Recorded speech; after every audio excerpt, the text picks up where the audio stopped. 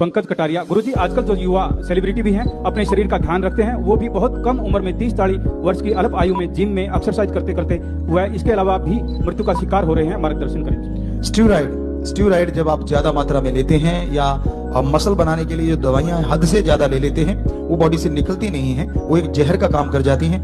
कई बार होता है कि हम मसल बड़े करने हैं, आप इसके लिए बहुत कुछ करते हैं मसल बनाने के लिए, तो जब ये मोटा होता है तो हार्ट भी कई बार उससे उसी तरह से उसी रेशो में धीरे धीरे मोटा होता है, और वो धड़कने की उसकी गति जो है वो उसमें अंतर आता है, और कई बार खुला रह जाता है, कई बार बंद, तो उससे हार्ट अटैक हो जाता है। तो और भी बहुत सारे कारण हो सकते हैं, ये तो एक आपको बताया, पर अदरवाइज आप जिम में ऐसा कुछ करते जाएगा नहीं अगर आप सही तरीके से भोजन करते हैं और सही तरीके का खान पान प्राकृतिक तौर पे लेते हैं।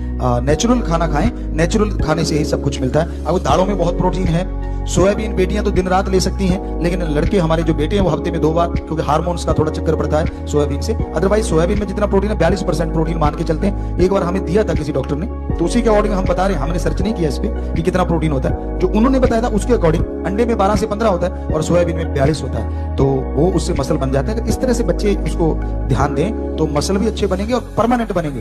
ये तो दवाइयों वाले तो लुढ़क जाते हैं, जैसे कोई गेंद लुढ़क जाती, वो परमानेंट रहते हैं। तो ये भी कारण हो सकता है, या फिर कोई बीमारी भी हो सकती है उसको कि उसने ध्यान नहीं दिया, ब्लड चेक नहीं करवाया। वैसे करवाना चाहिए 6 महीने बाद, या रिपोर्ट करानी चाहिए, पता चलता रहता है कि आपके शरीर में चेंजेस क्या क्या आ रहे हैं।